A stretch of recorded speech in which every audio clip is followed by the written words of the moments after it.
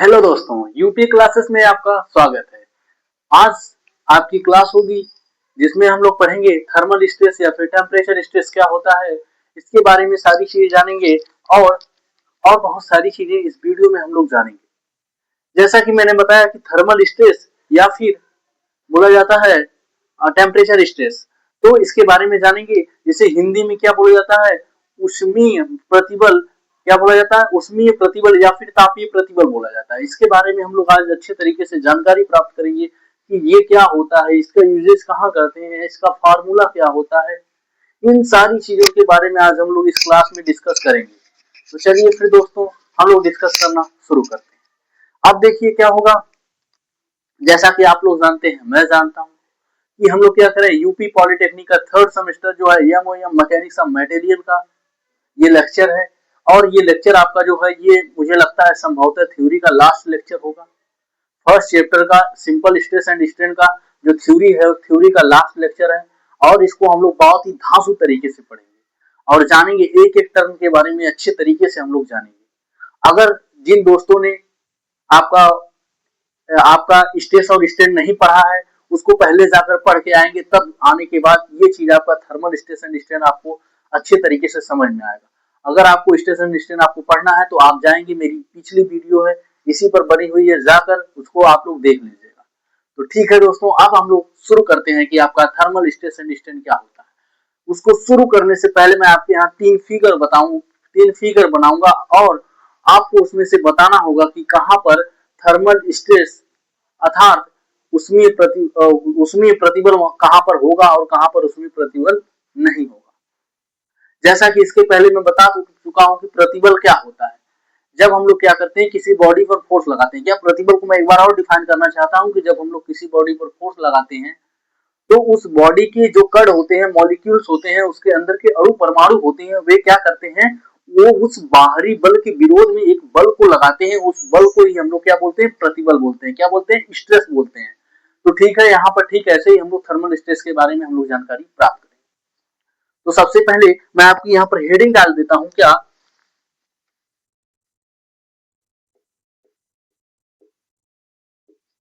Thermal stress और temperature stress,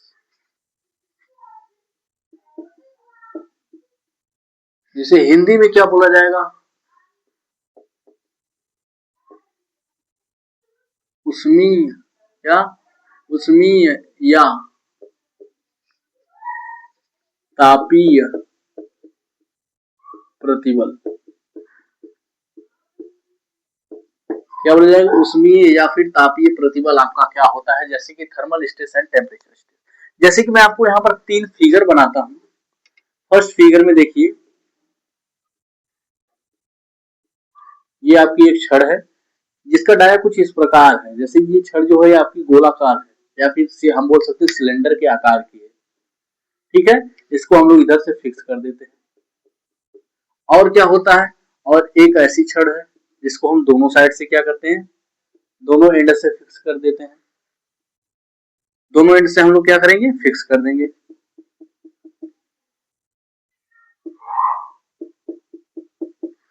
और एक तीसरी और छड़ है जिसको हम लोग किसी भी तरफ से फिक्स नहीं करेंगे। क्या करेंगे, फिक्स नहीं करेंगे।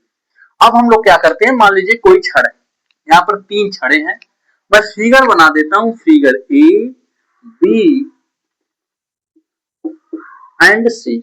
अब आपको इसमें बतलाना है कि जो आपका स्ट्रेस होगा, क्या होगा, इसमें स्ट्रेस आएगा या नहीं। जब हम लोग क्या कर रहे हैं, इसका टेम्परेचर डेल्टा टी बढ़ा रहे हैं, क्या कर रहे हैं, टेम्परेचर डेल्टा टी बढ़ाएंगे। जब हम लोग पहले हम लोग फर्स्ट स्थिति को समझते हैं, जो पहली स्थिति दी गई, इसमें क्या है कि हमारी एक रॉड है जो क्या कर रही है, एक तरफ से आबद्ध है, मतलब एक तरफ से ये फिक्स है, इसका ये वाला सिरा जो एक तरफ से फिक्स है। तो इसमें हम लोग क्या करेंगे, हम लोग जब टेम्परेचर बढ़ाएंगे, क्या करेंगे, जब हम लोग टेम्परेचर बढ़ाएंगे तो इसकी बॉडी जो होगी, इसके बॉडी में एक्सपेंशन होगा, अर्थात इसकी बॉडी में प्रसार आएगा। ठीक है, क्या होगा, प्रसार आएगा। तो जो हमारा प्रसार आएगा, इसमें क्या होगा, जो हमारा प्रसार आएगा, अगर यहाँ पर मान लीजिए, यहाँ पर हम लोग टेम्परेचर बढ़ा रहे हैं, बॉडी फैलेगी, क्या करेगी, फैलती जाएगी फैलती जाएगी फैलती जाएगी। इसके विरुद्ध में कोई बल नहीं कार्य कर रहा है। क्या बोला, इसके विरुद्ध में कोई बल नहीं कार्य कर रहा है। कि जब हम लोग इसको क्या करें, इसके टेम्परेचर बढ़ाएंगे, टेम्परेचर बढ़ाएंगे, अगर जैसा कि एक इंड यहाँ पर फिक्स है तो आप कहेंगे कि हाँ इस साइड में तो थर्मल स्ट्रेस लग रहा होगा। मैं बोलूंगा बाबू ये स्ट्रेस जो आपका स्ट्रेस लगेगा ये इस साइड ना लग करके ये आपकी जो छड़ होगी वो इस साइड बढ़ती चली जाएगी। क्या करेगी, बढ़ती चली जाएगी। तो उस स्थिति में जो यहाँ पर आपका थर्मल स्ट्रेस होगा वो 0 होगा। थर्मल स्ट्रेस में मैं स्ट्रेस क्या बताया था, स्ट्रेस में यही बताया था कि जब हम लोग किसी बॉडी पर फोर्स लगाते हैं तो उसके अंदर के जो कण होते हैं, अवयव होते हैं, जो कण होते हैं, अणु परमाणु होते हैं, वो क्या करते हैं, वो बाहरी बल के विरुद्ध में एक बल लगाते हैं, जिस बल को हम लोग प्रतिबल कहते हैं। तो यहाँ पर क्या हो रहा है, यहाँ किसी बाहरी बल के विरुद्ध में कोई बल फोर्स नहीं कार्य कर रहा है। अगर यहीं पर ये दूसरा इंड जो होता हमारा, जैसा कि यहाँ पर हमारी सेकंड सिचुएशन मैंने दिया है फिगर बी में मैं दिया हूं, अगर ऐसा कुछ होता तो इसमें क्या करता, दोनों तरफ से इसमें फोर्स एक्सपेंशन का फोर्स लगता। क्या होता, एक्सपेंस होना, मतलब जो बाहरी बल हम लोग, ये जो टेम्परेचर है, टेम्परेचर यहाँ पर बाहरी बल के रूप में कार्य कर रहा है। किसके रूप में, बाहरी बल के, बाह्य बल के रूप में कार्य कर रहा है। मतलब बाह्य बल जब हम लोग टेम्परेचर बढ़ा रहे हैं तो इसकी लंबाई में एक्सपेंशन हो रहा है, इसके विरुद्ध में कोई बल कार्य नहीं कर रहा है, जिसकी वजह से हम बोल सकते हैं कि इसमें हमारा स्ट्रेस कोई भी नहीं आ रहा। क्या, इसमें हमारा कोई भी स्ट्रेस अर्थात हमारा प्रतिबल कोई भी थर्मल स्ट्रेस कार्य नहीं कर रहा हो। तो हम लोग यहां पर लिख सकते हैं कि thermal stress is equal to 0। ये हमारी छड़ है, इस छड़ में हमारा जो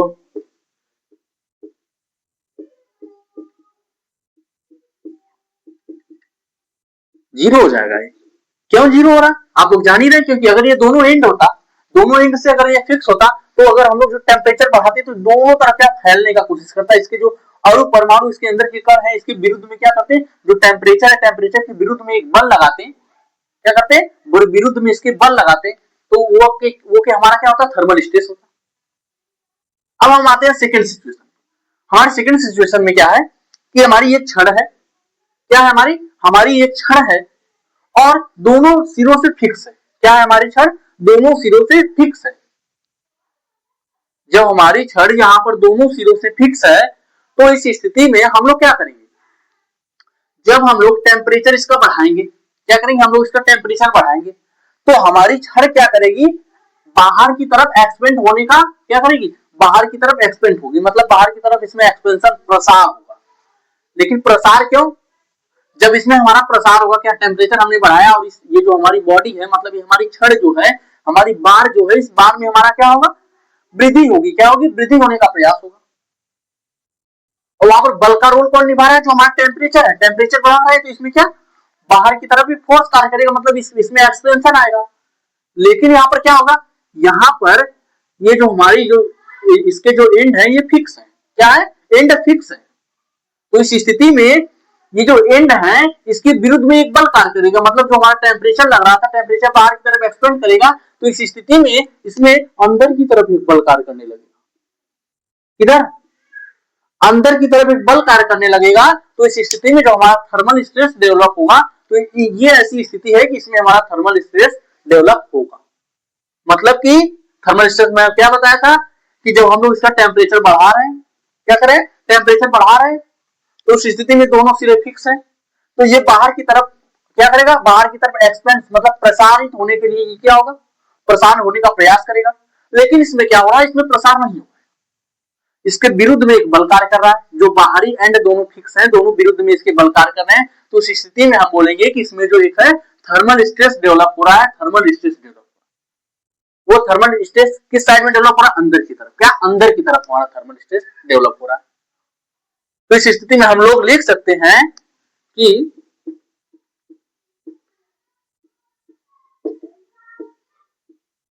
थर्मल स्ट्रेस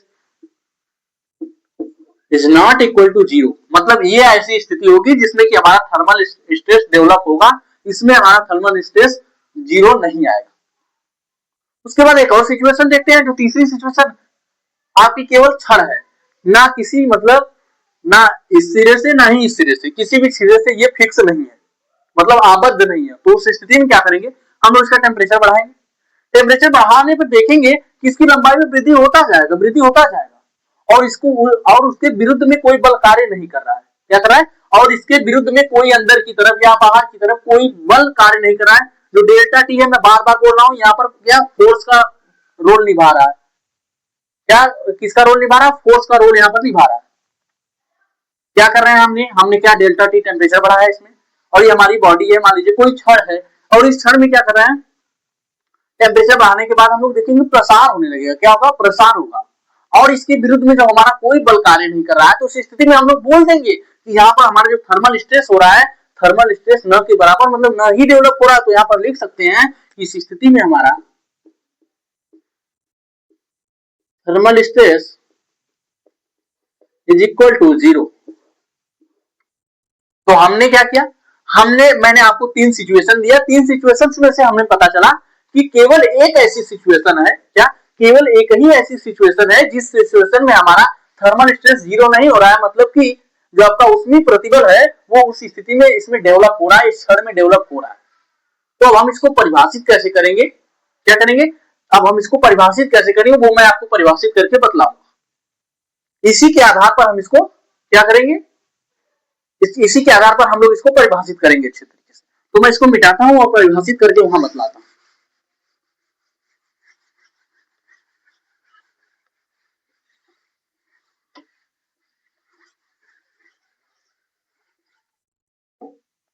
अब हम लोग क्या करेंगे, इसको परिभाषित करेंगे कि मैंने बताया था कि इसमें जब 2 आबद्ध सिरे थे, मतलब 2 फिक्स्ड सिरे थे, उसी स्थिति में हम लोग टेम्परेचर बढ़ा रहे थे, तो उसमें हमारा स्ट्रेस डेवलप हो रहा था, उसी स्ट्रेस को हम लोग क्या कह रहे थे, थर्मल स्ट्रेस कह रहे थे।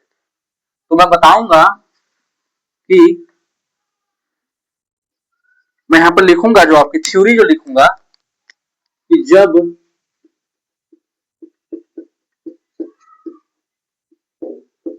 दो सिरों से आबद्ध, या जब 2 सिरों से आबद्ध को क्या बोलते हैं, फिक्स्ड, क्या बोलते हैं, जब 2 सिरों से आबद्ध छड़ के ताप में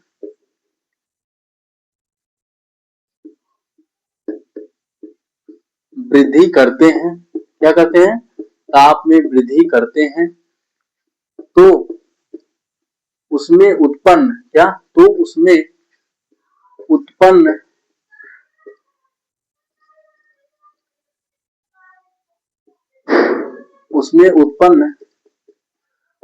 प्रतिबल को ही, क्या, उसमें उत्पन्न प्रतिबल को ही हम लोग क्या बोलते हैं,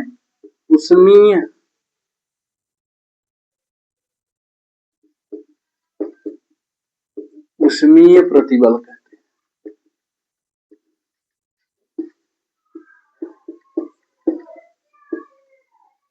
प्रतिबल कहते हैं, जिसे हम लोग क्या बोलते हैं, इंग्लिश में बोलते हैं थर्मल स्ट्रेस या फिर टेम्परेचर स्ट्रेस। तो अब हम लोग क्या करेंगे, एक फिगर बना लेंगे, ये दोनों सिरे क्या हो जाएंगे, इसके दोनों सिरे हमारे फिक्स हो जाएंगे, इसके दोनों सिरे फिक्स हो जाएंगे। अब हम लोग डेल्टा टी टेम्परेचर में वृद्धि करेंगे, टेम्परेचर में हम लोग क्या करेंगे, डेल्टा टी वृद्धि करेंगे। उस स्थिति में क्या होगा, इसमें अंदर की तरफ एक स्ट्रेस डेवलप होगा, जिसे हम लोग क्या बोलेंगे, थर्मल स्ट्रेस।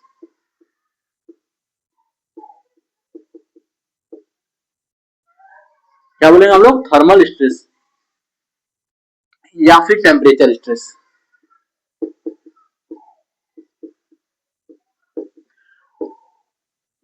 टेम्परेचर स्ट्रेस, ठीक है। क्या मैंने बोला कि जब हम लोग क्या करें, 2 छड़ ले रहे हैं, मतलब एक छड़ ले रहे हैं, उसको दोनों एंड से फिक्स कर दे रहे हैं, उस स्थिति में इसके हम टेम्परेचर को बढ़ा रहे हैं, तो ये छड़ बाहर की तरफ एक्सपेंड होना चाहिए, लेकिन उस छड़, ये दोनों सिरे जो है फिक्स है, फिक्स होने की वजह से इस छड़ में एक अंदर की तरफ, क्या, अंदर की तरफ ये जो हमारी ये जो छड़ है, टेम्परेचर बढ़ाएंगे तो बाहर की तरफ बढ़ने सोचेगी, क्या करेगी, जब हम लोग इसका टेम्परेचर बढ़ाएंगे तो ये बाहर की तरफ एक्सपेंड होना, मतलब प्रसारित होना सोचेगी, प्रसारित होने का प्रयास करेगी। तो उसके बाद क्या होगा कि ये जो एंड जो है, दोनों एंड से फिक्स है, ये इसको अंदर की तरफ क्या करेंगे, अंदर की तरफ दबाएंगे, मतलब कि इसमें क्या होगा, एक थर्मल स्ट्रेस डेवलप होगा या फिर टेम्परेचर स्ट्रेस डेवलप होगा, या फिर बोल सकते हैं जो स्ट्रेस इसमें डेवलप होगा इस स्थिति में, उसी स्ट्रेस को हम लोग टेम्परेचर स्ट्रेस बोलते हैं।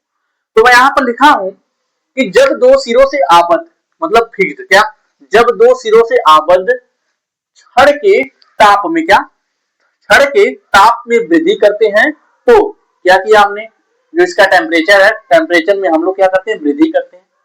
वृद्धि करते हैं तो उसमें उत्पन्न प्रतिबल को, क्या इसमें जो हमारा स्ट्रेस डेवलप हो रहा है उसी स्ट्रेस को ही हम लोग क्या बोलते हैं, उष्मीय प्रतिबल या बोलते हैं, या फिर थर्मल स्ट्रेस या फिर टेम्परेचर स्ट्रेस बोलते हैं। यही चीज मैं आपको समझाया, यही आपको इतना ही थ्योरी में लिखना है। आपको जो मैंने यहाँ पर फिगर बनाया है यही फिगर बना देना बस। अब इसके आगे हमें क्या पढ़ना है, इसके आगे हमें पढ़ना है कोएफिशिएंट ऑफ थर्मल एक्सपेंशन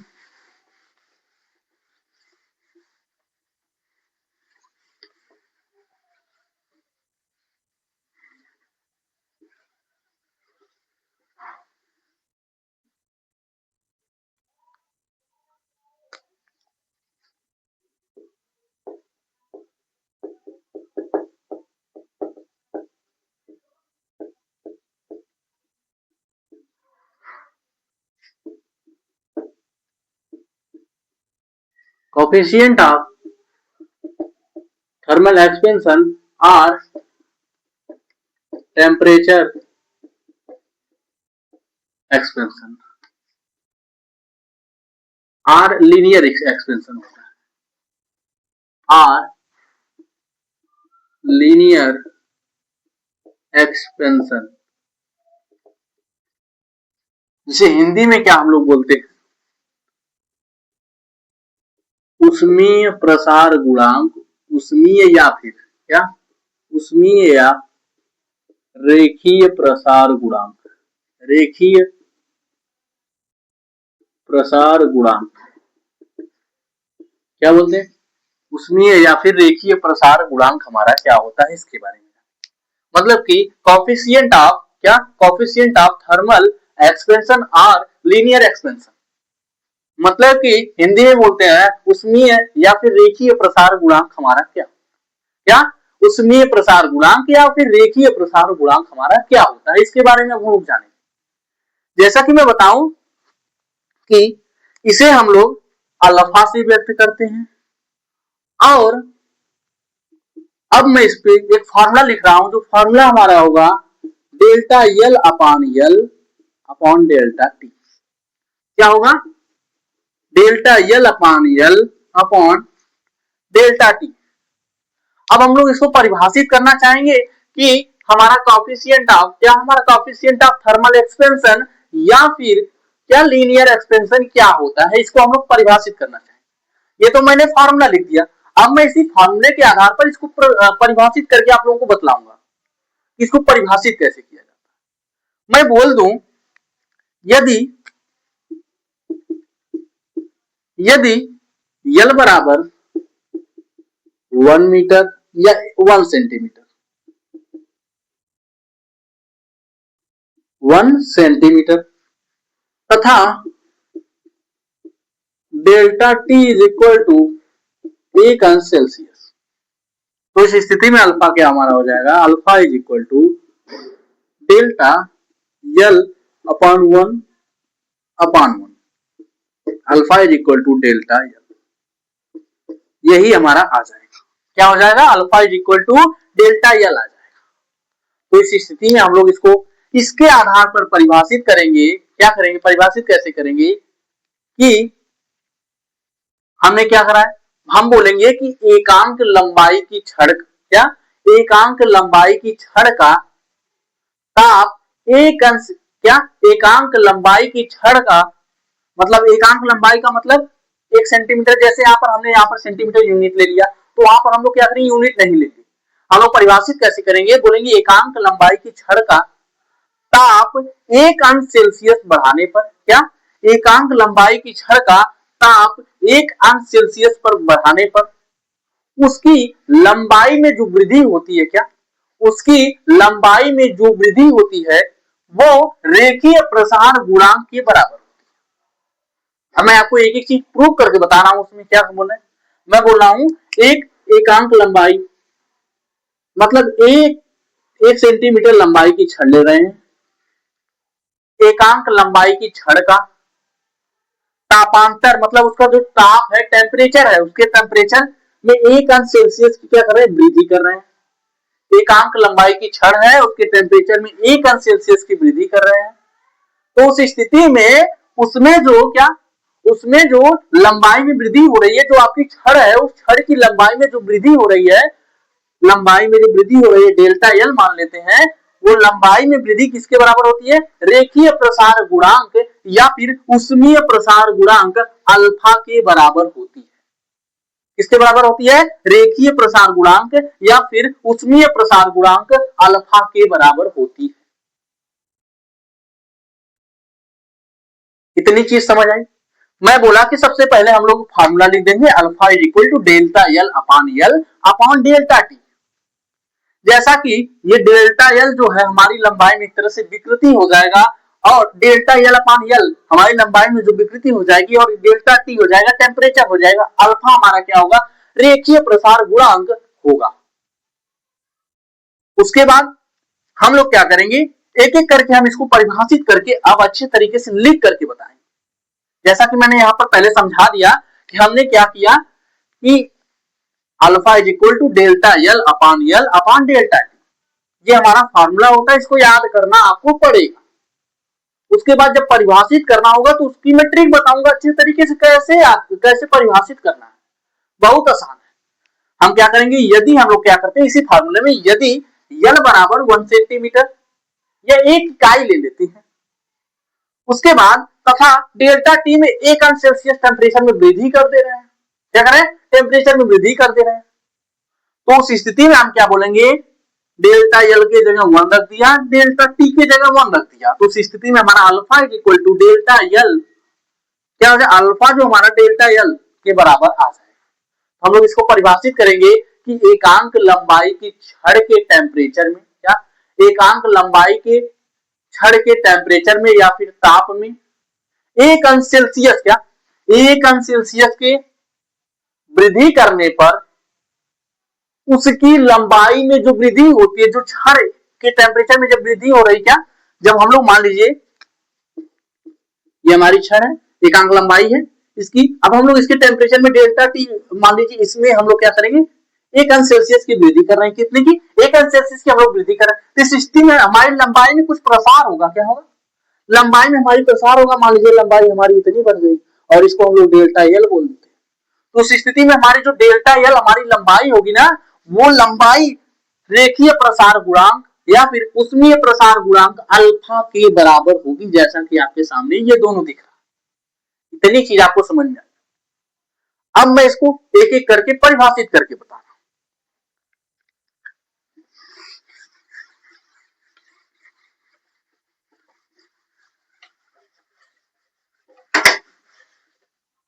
मान लीजिए अब मैं यहां पर क्या लिखता हूं, अल्फा, जिसे हम लोग क्या बोलते हैं, रेखीय प्रसार गुणांक।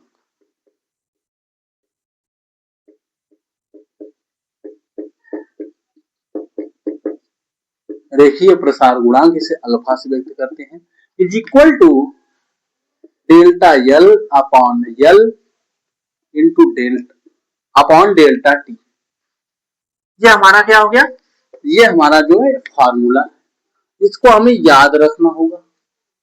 उसके बाद अब हमें इसे परिभाषित करना है, तो मैं यहां पर लिख रहा हूं, यदि क्या, यदि एल इज इक्वल टू 1 इकाई, इकाई का मतलब यूनिट हम कोई भी ले सकते हैं, मीटर सेंटीमीटर कुछ भी ले सकते हैं, यहां पर मैं यूनिट नहीं लिख रहा हूं, बस 1 इकाई लिख दे रहा हूं।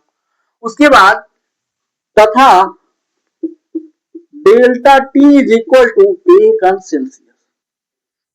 तो इस स्थिति में हम इसकी परिभाषा क्या लिखेंगे, जैसा कि मैं परिभाषा आपको बना के बताया हूं कि जब हम लोग क्या कर रहे हैं, एकांक लंबाई की छड़ में, क्या, एकांक लंबाई की छड़ में उसके तापांतर में 1 अंश सेल्सियस हम लोग वृद्धि कर रहे हैं, तो उस स्थिति में जो उसके लंबाई में वृद्धि हो रही है, वो लंबाई में वृद्धि उसके रेखीय प्रसार गुणांक या फिर ऊष्मीय प्रसार गुणांक या फिर कॉफिशिएंट ऑफ थर्मल एक्सपेंशन या फिर लीनियर एक्सपेंशन के बराबर होता है, जिसे हम लोग अल्फा से व्यक्त करते हैं आपके सामने। ठीक है, तो हम इसको परिभाषित करेंगे,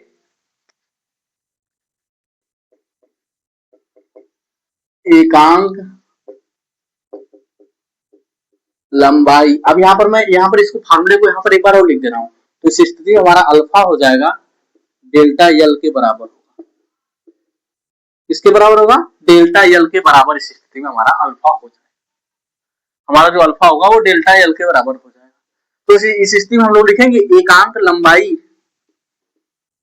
की छड़ में, एकांक लंबाई की छड़ के तापांतर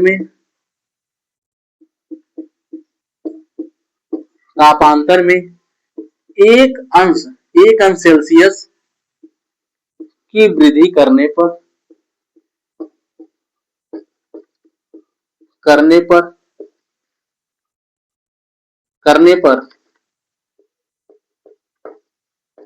उसकी लंबाई में होने वाली वृद्धि, उसकी लंबाई में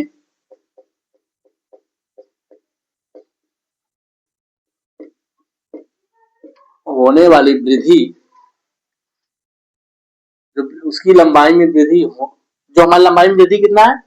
डेल्टा एल रेखीय प्रसार गुणांक, रेखीय प्रसार गुणांक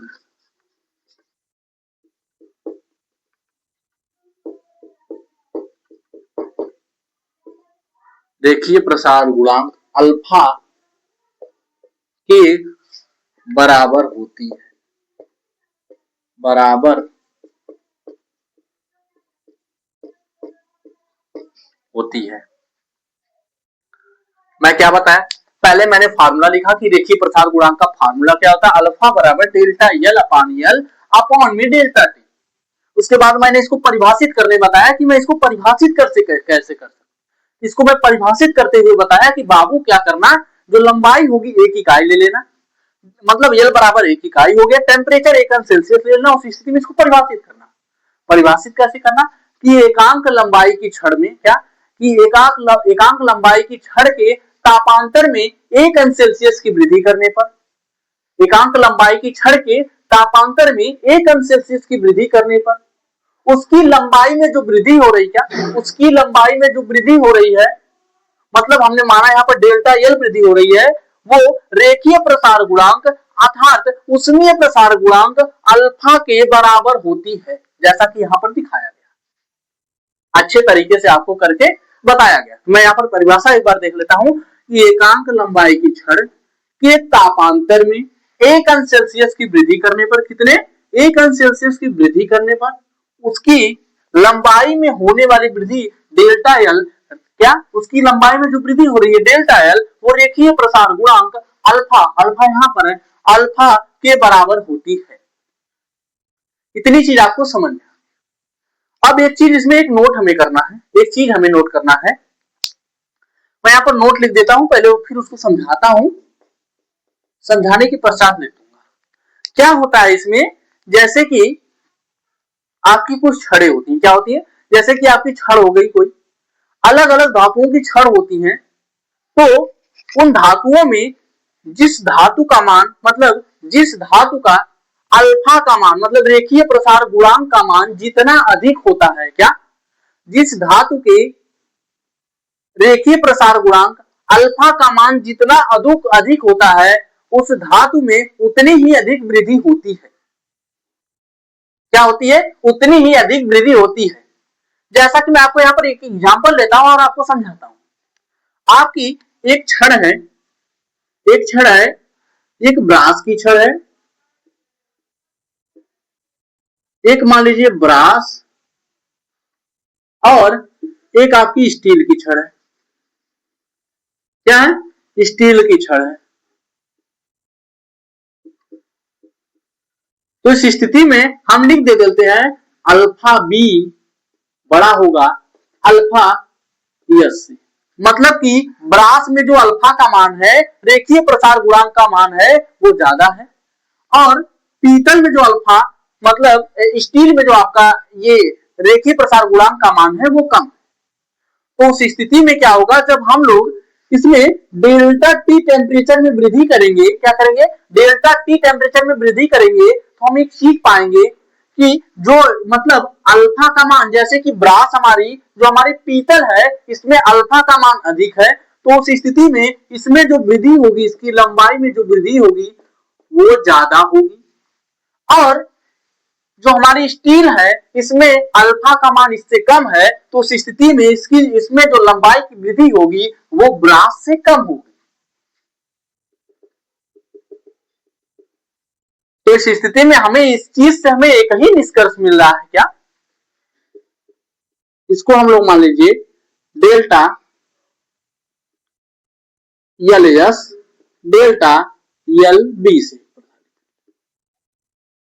तो उस स्थिति में हम लोग क्या बोलेंगे, हम लोगों को यह चीज ज्ञात हो रही है कि जिस धातु का अल्फा मतलब रेखीय प्रसार गुणांक अधिक हो रहा है उस धातु में वृद्धि अधिक हो रही है।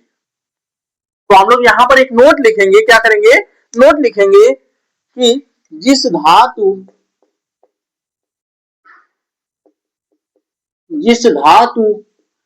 के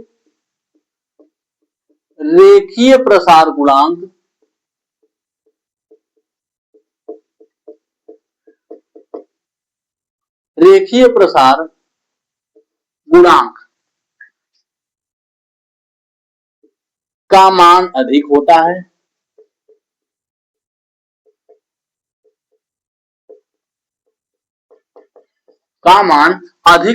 है,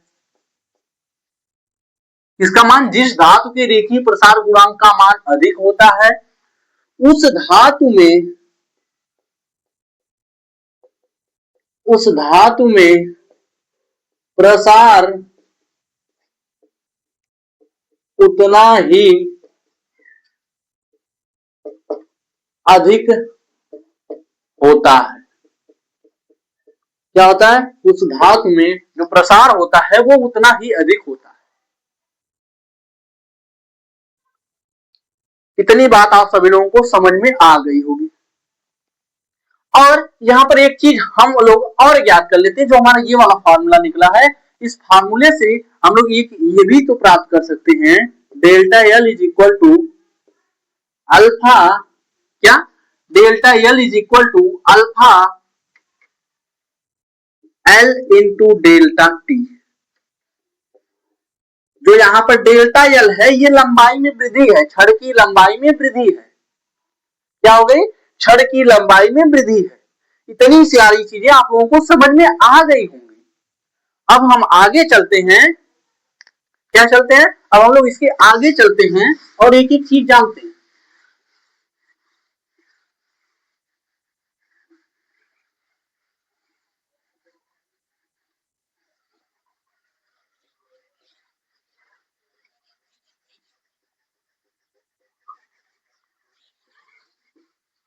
अभी मैं आपको बताऊंगा कि इतना गुणा गणित हमने किया ही क्यों है, इतनी सारी चीजें हमने जानी ही क्यों है।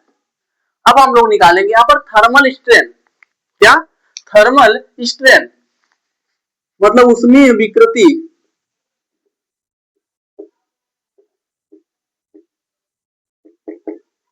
थर्मल स्ट्रेन उष्मीय विकृति। तो जैसा कि थर्मल स्ट्रेन तो हम लोग यहां पर लिख सकते हैं, क्या लिख सकते हैं, उष्मीय विकृति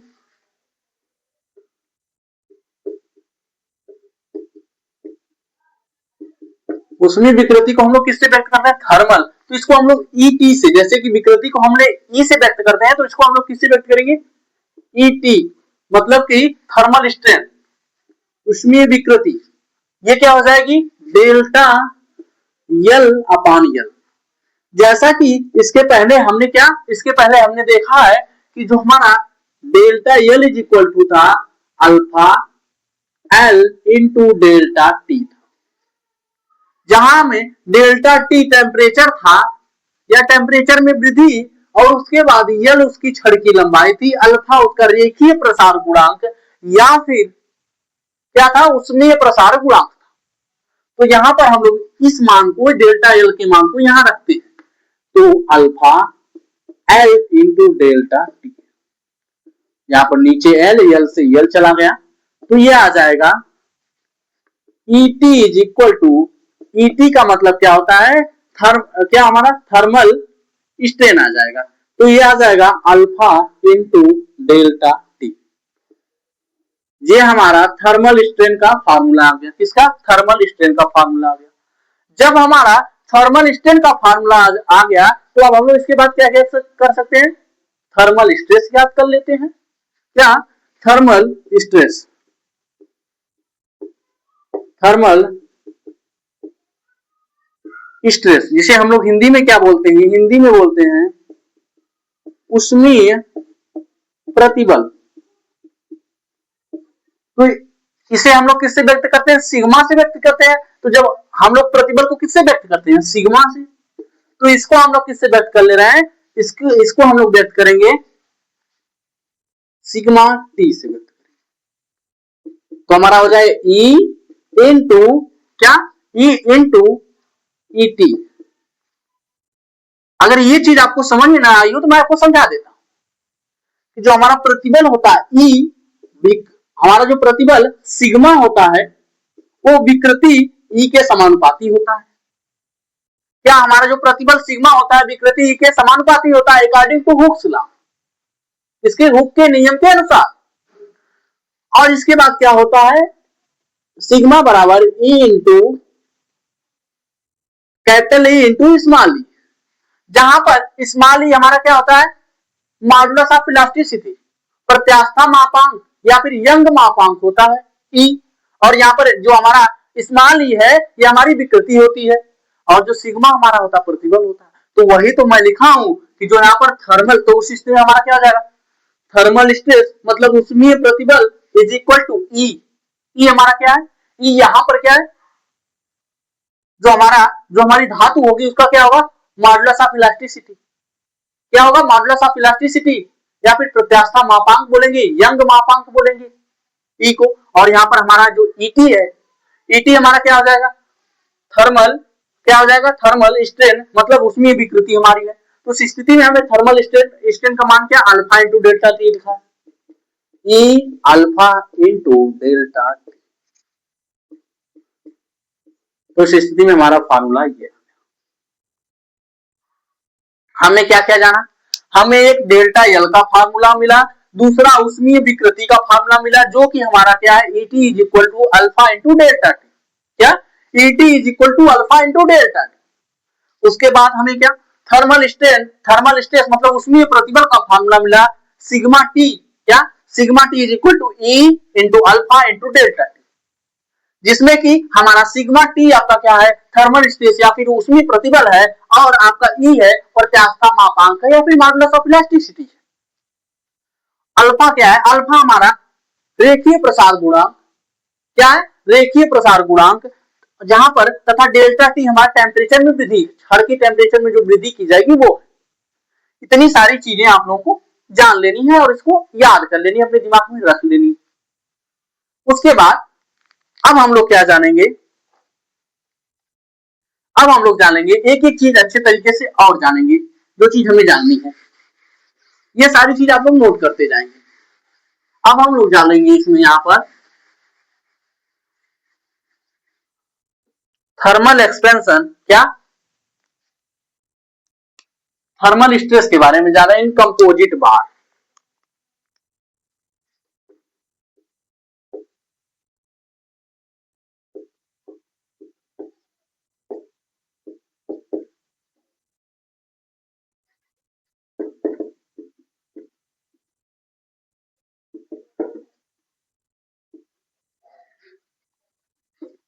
जिसे हिंदी में क्या बोला जाता है, संयुक्त बार में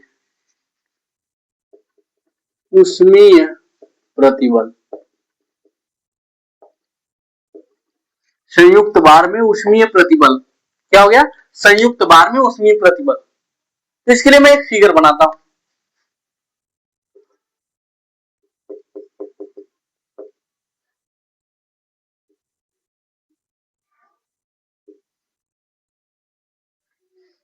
जैसा कि ये हमारी है ब्रास की, और ये जो सेकंड छड़ है ये स्टील की।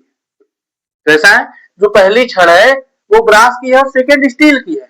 दोनों एक दूसरे से आबद्ध है, मतलब एक दूसरे में आपस में जुड़ी हुई है। और एक एंड से क्या है, फिक्स है। क्या, एक एंड से हमारी जो छड़ है वो फिक्स है। अब हम लोग क्या करेंगे, इसमें जानेंगे कि इसमें एक्सपेंशन कैसे होता है, इसमें जो हमारा थर्मल स्ट्रेस होता है वो कैसे डेवलप होता है, इसके बारे में हम लोग जानेंगे। और यहाँ पर मैं ये भी याद दिलाऊंगा, इसके पहले अभी को मैं बताया था जब मैंने क्या थर्मल स्ट्रेस के बारे में पढ़ा रहा था, या कोफिशिएंट ऑफ थर्मल स्ट्रेस, इसके बारे में बता रहा था। उसमें मैं क्या बताया हूं कि जहां पर अल्फा का मान, क्या जो अल्फा होता है, अल्फा का मान जिसमें ज्यादा होता है, जिस क्षण में अल्फा का मान ज्यादा होता है उस क्षण में जो आपका प्रसार होता है वो ज्यादा होता है। तो उस स्थिति में मैं आपको यहाँ एक स्थिति सिचुएशन देता हूं कि हम लोग मान लीजिए कि ये छड़ है और एक सिरे से फिक्स है और इसका टेम्परेचर हम लोग डेल्टा टी बढ़ाते हैं। क्या करते हैं, डेल्टा टी इसके टेम्परेचर में बढ़ाते हैं। तो क्या होता है, इसकी लंबाई में वृद्धि हो जाती है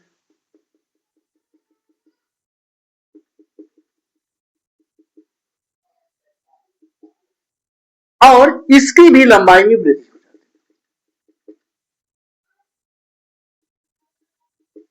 क्या होती है, इसकी भी लंबाई में वृद्धि होती है और इसकी भी लंबाई में वृद्धि होती है।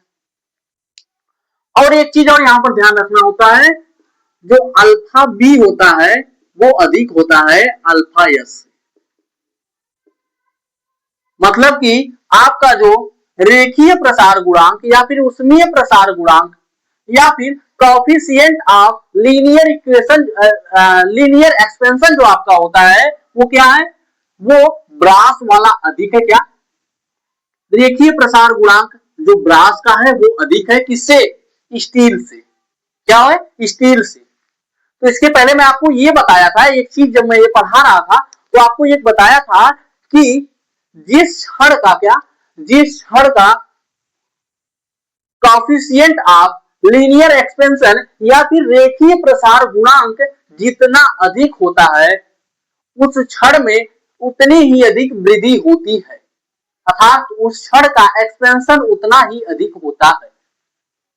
तो यहां पर क्या हो रहा है, यहां पर भी वही बात आ रही है कि जो ब्रास है, मैं यहां पर पहले बता दिया हूं कि अल्फा बी, क्या अल्फा बी जो आपका रेखीय प्रसार गुणांक किसका, ब्रास का है वो अधिक है और रेखीय प्रसार गुणांक जो स्टील का है वो क्या है, वो ब्रास से कम है। तो इसीलिए यहां पर हमने डेल्टा टी जब टेम्परेचर बढ़ाया है तो उस स्थिति में ब्रास की क्या, जो ब्रास की आपकी छड़ है उसकी लंबाई में ज्यादा वृद्धि हुई है और जो आपका स्टील की छड़ है इसकी लंबाई में कम वृद्धि हुई। अब कहेंगे ये तो हो गया, अब इसमें थर्मल स्ट्रेस कैसे आएगा। अभी आप जब थर्मल स्ट्रेस हम लोगों को पढ़ा रहे थे तो उसमें बताया है कि जब तक क्या, जब तक दोनों छड़, मतलब जो जब तक कोई छड़ होगी वो दोनों तरफ से आबद्ध होगी, दोनों तरफ से फिक्स्ड होगी, तभी उसमें थर्मल एक्सपेंशन लगेगा। तब तक इसमें कहां से थर्मल एक्सपेंशन लगने लगेगा। तो मैं बोलूंगा लाला यहाँ पर जो बार है ये आपकी छड़ जो है ये कंपोजिट है, मतलब कि दो पदार्थ की छड़ आपस में जुड़ी हुई है। इस वजह से यहां पर आपका जो थर्मल स्ट्रेस है वो यहां पर डेवलप होगा। अब कैसे डेवलप होगा ये चीज जानेंगे। अब हम क्या कर रहे हैं, मान लीजिए डेल्टा टी यहाँ पर क्या, टेम्परेचर जो फोर्स के रूप में यहाँ पर काम कर रहा है, टेम्परेचर बढ़ेगा तो ब्रास की छड़ में लंबाई में इधर इस साइड में वृद्धि होगी। क्या होगी, ब्रास की छड़ में जो डेल्टा टी टेम्परेचर के कारण ब्रास की छड़ में इस साइड में क्या होगी, वृद्धि होगी। और स्टील की छड़ की, जो स्टील की आपकी छड़ है इसकी लंबाई में भी वृद्धि होगी। तो मान लीजिए कि जो ब्रास की छड़ में यहां पर वृद्धि हो रही है तो हम लोग मान लेते हैं डेल्टा, डेल्टा आपकी एल बी है और इसकी लंबाई में जो वृद्धि हो रही है डेल्टा एल एस है। स्टील की लंबाई में वृद्धि डेल्टा एल एस और ब्रास की लंबाई की वृद्धि में डेल्टा एल बी। तो अब मैं बता रहा हूं कि कैसे इसमें थर्मल स्ट्रेस डेवलप होगा। इसकी लंबाई में वृद्धि होगी, ये आगे की तरफ बढ़ेगी और ये यहां से यहां तक बढ़ जाएगी। और स्टील की भी लंबाई में वृद्धि होगी। और जब स्टील की लंबाई में वृद्धि मतलब ज्यादा नहीं होगी, कम होगी, तो उस स्थिति में यह छड़ क्या है, कंपोजिट है, मतलब कि दोनों छड़ आपस में आबद्ध है। तो ये वाली छड़ है, ये वाली छड़ इस वाली छड़ पर एक अंदर की तरफ फोर्स लगाएगी। क्या, एक अंदर की तरफ इस वाले छड़ के जो कड़ होंगे, यहाँ पर जो जुड़े होंगे, अंदर की तरफ एक फोर्स लगाएंगे। क्या करेंगे, इस पर अंदर की तरफ एक फोर्स लगाएंगे, जिस फोर्स को हम लोग क्या बोलेंगे, थर्मल स्ट्रेस बोलेंगे। और थर्मल स्ट्रेस कौन सा लगेगा, कंप्रेसिव, अंदर की तरफ आ रहा है, क्या, कंप्रेसिव स्ट्रेस। यहां पर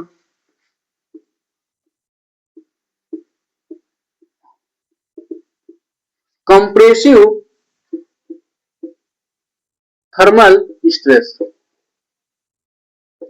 और अब हम लोग स्टील वाली स्थिति जानेंगे। स्टील में क्या होगा कि ये हमारी छड़ यहीं तक वृद्धि करेगी, और जो हमारी ब्रास की छड़ है ये आगे तक जाएगी। ब्रास की छड़, ये जो टेम्परेचर है, टेम्परेचर बढ़ेगा तो इसकी लंबाई में वृद्धि होगी, ये आगे तक जाएगी।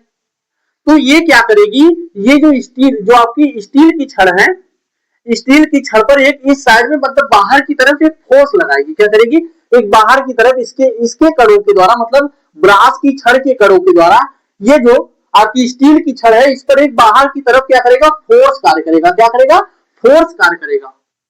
उस फोर्स को हम लोग क्या बोलेंगे, उस फोर्स को हम लोग बोलेंगे tensile compressive, tensile thermal stress बोलेंगे।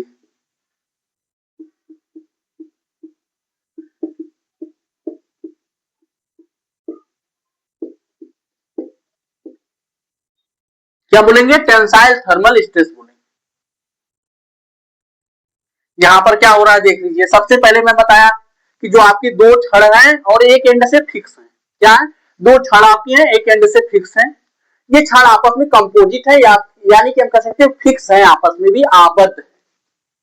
उसके बाद क्या हो रहा है कि जो पहली छड़ है ब्रास की, उसमें अल्फा का मान अर्थात रेखीय प्रसार गुणांक का मान अधिक है, इसकी स्टील की छड़ के रेखीय प्रसार के गुणांक से अधिक। अब हम क्या कर रहे हैं, मैंने ये चीज आपको पहले बताया था कि जब हम लोग क्या करते हैं कि जिस क्षण का अल्फा मतलब रेखीय प्रसार गुणांक या फिर उसमें प्रसार गुणांक के मान का मान अधिक होता है, उस क्षण में उतनी ही अधिक वृद्धि होती है।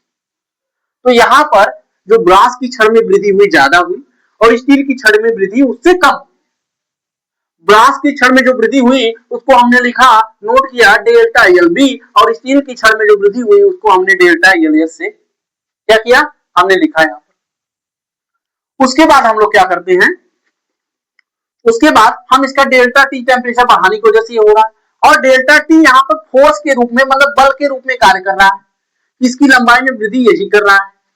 तो उस स्थिति में ये जो हमारी छड़ है, ये स्टील की छड़, स्टील की छड़ के जो कण होंगे, इसके अंदर अणु परमाणु होंगे, ये ब्रास की छड़ से मिले हुए हैं।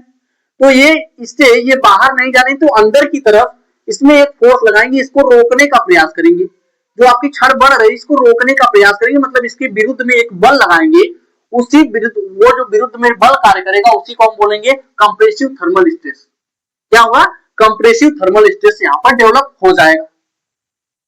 और अब आते हैं सेकेंड स्थिति में, जो हमारी स्टील के लिए कैसे टेंसाइल थर्मल स्ट्रेस यहाँ पर डेवलप हो रहा है। कैसे डेवलप हो रहा है ये देखेंगे कि इसमें क्या हो रहा है, इसमें जो लंबाई में वृद्धि हो रही है बाहर की तरफ हो रही है, जैसे कि लंबाई धीरे धीरे वृद्धि हो रही है, कम कम ही वृद्धि हो रही है। तो उस स्थिति में ये जो आपकी ब्रास की छड़ है, मतलब पीतल की जो छड़ है, ये तो आगे बढ़ती जा रही है, तो इसके भी कण इसको आगे की तरफ कोई फोर्स लगा रहे होंगे। क्या, जो आपकी ब्रास की छड़ है, इसके इस छड़ के जो कण होंगे, अणु परमाणु होंगे, वो इसको आगे की तरफ एक फोर्स लगा रहे होंगे।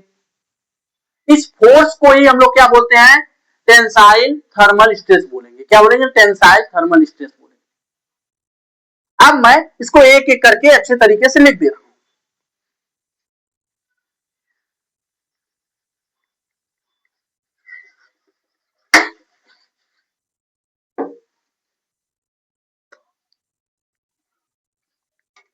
जब हम क्या, जब हम संयुक्त बार का ताप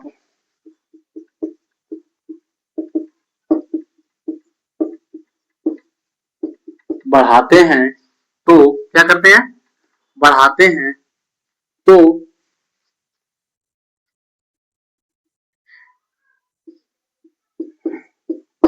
छड़ों की लंबाई में वृद्धि होती है।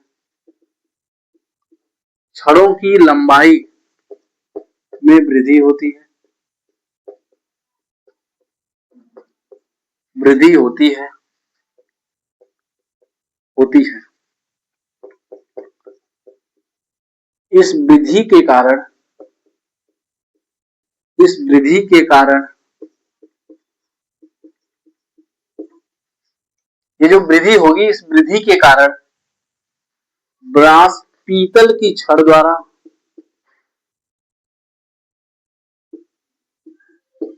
पीतल की छड़ द्वारा, छड़ द्वारा स्टील की छड़, स्टील की छड़ पर एक बाह्य बल, एक बाहर की ओर, बाहर की ओर बल कार्य करता है,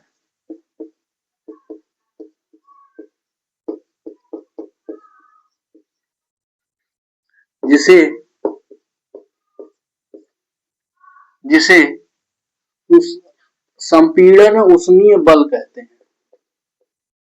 संपीड़न उष्मीय बल कहते हैं। अब सेकंड क्या हो जाएगा, तथा, तथा स्टील की छड़ द्वारा, स्टील की छड़ द्वारा ब्रास की छड़ पर, यहां पर क्या मैं लिखा हूं कि तो इस वृद्धि के कारण पीतल की छड़ द्वारा, जो आपकी पीतल की छड़ द्वारा स्टील पर एक बाहर की ओर फोर्स कार्य करेगा। जब बाहर की ओर यहाँ पर फोर्स कार्य कर रहा है तो मैं यहाँ पर जो संपीड़न की जगह हो जाएगा तनाव, क्या हो जाएगा, तनाव। तनाव उसमें बल कहते हैं, उसमें प्रतिबल इसको लिख देंगे।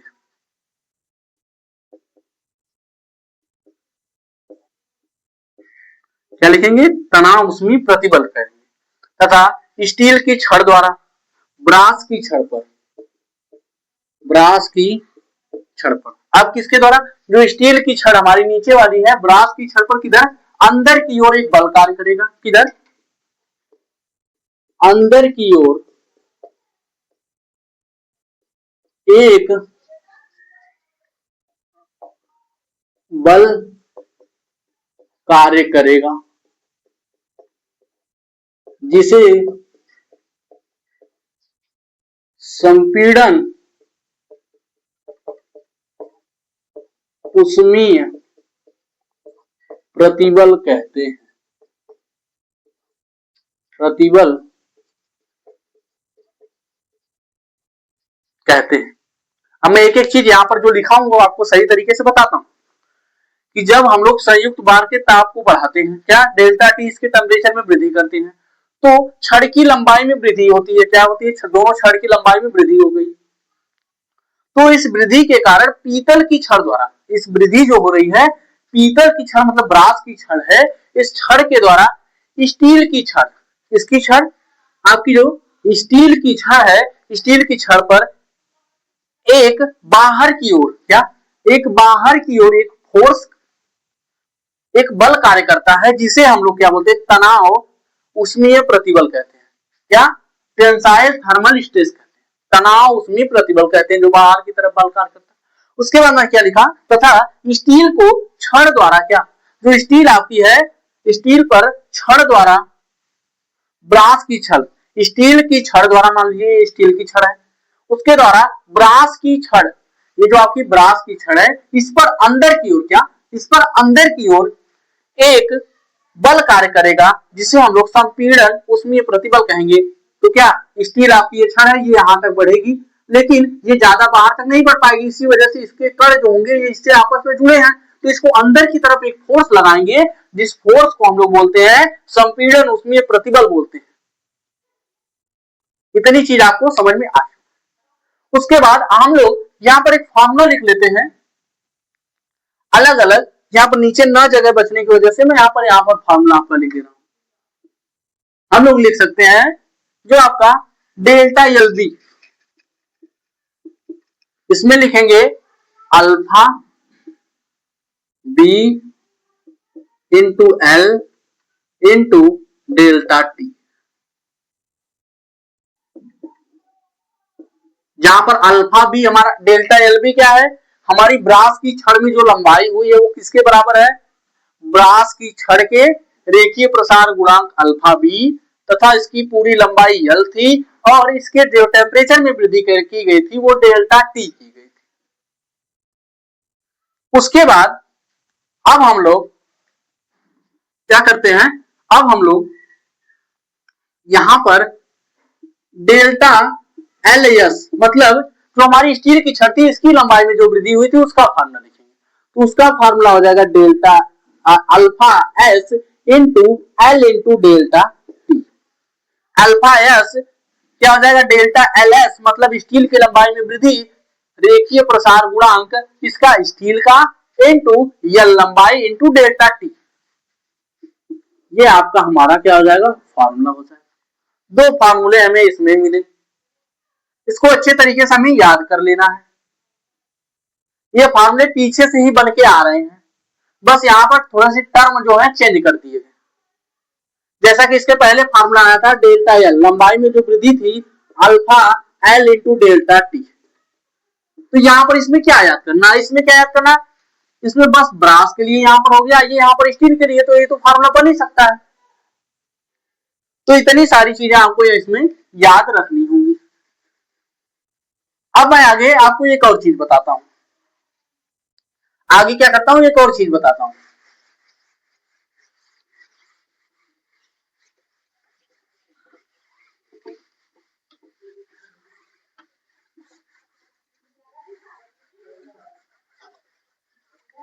एक और फार्मूला यहां पर मैं आपको जनरेट करके बताता हूं। जैसे कि हम लोग मान लेते हैं कि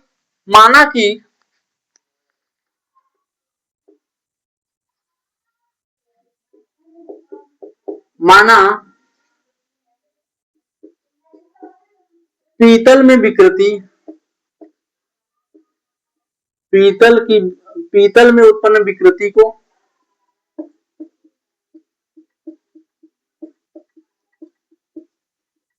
जो हमारी पीतल थी, पीतल में उत्पन्न विकृति आपकी क्या है, मान लीजिए हम लोग मान लेते हैं ईबी मान लेते हैं, तथा प्रतिबल हम लोग मान लेते हैं पीबी, क्या मान लेते हैं, पीबी।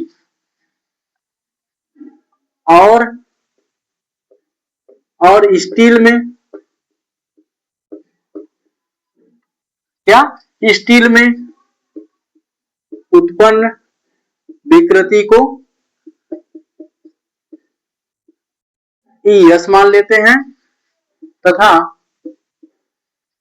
प्रतिबल को पीएस मान लेते हैं, प्रतिबल पीएस है। तो क्या होगा, तो हम लिखते हैं प्रतिबल मतलब PS is equal to E S into क्या हो जाएगा, E S into capital E S into small E S हो जाएगा। तो इसमें हम लोग क्या विकृति निकाल लेते हैं, जो हमारी क्या है विकृति, किसमें, स्टील में हमारी विकृति, अगर ई एस लिखेंगे तो पी एस आ जाएगा अपॉन ई एस आ जाएगा कैपिटल ई एस। तो इसमें हमारे किसमें, स्टील में जो विकृति आ गई। उसके बाद जो आपका सेकंड होता है, सेकंड अब किसके लिए हम लोग निकाले हैं, पीतल के लिए, तो पीतल में क्या हो जाएगा, पीबी मतलब प्रतिबल, जो पीतल में प्रतिबल कार्य करेगा, प्रतिबल इंटू ई बी इंटू आपका क्या हो जाएगा, ई बी आ जाएगा। तो अब हम लोग यहां इसमें भी हम लोग क्या करेंगे, जो हमारी विकृति किसमें आ रही है, जो हमारी विकृति यहाँ पर आ रही है आपकी पीतल में, उसके बारे में जानेंगे।